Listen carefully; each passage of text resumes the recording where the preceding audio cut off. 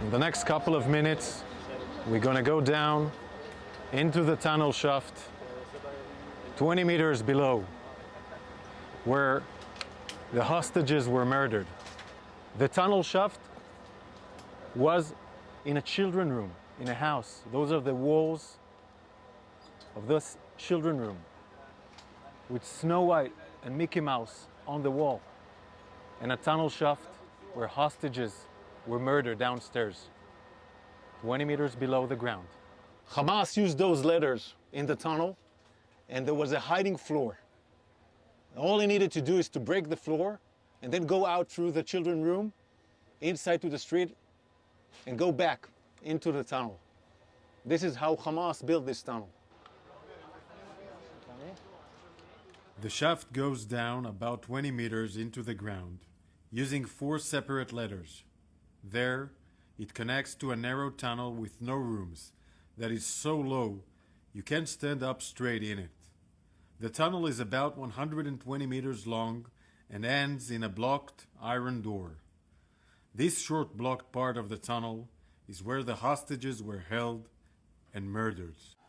We know that between 2 to 6 terrorists were here with the hostages.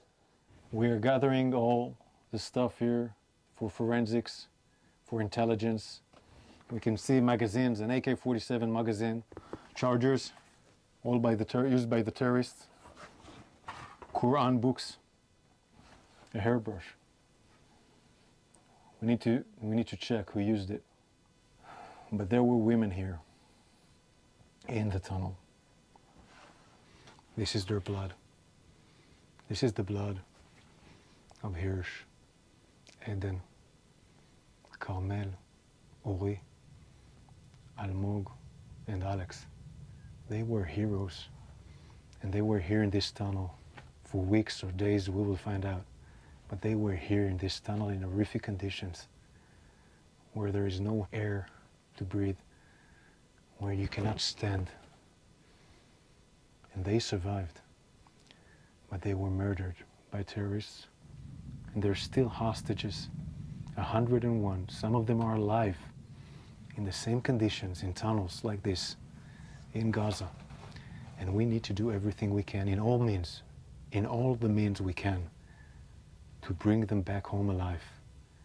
Why murder innocent people, women, young men? They were all in the music festival, and Carmel was at their home in the kibbutz.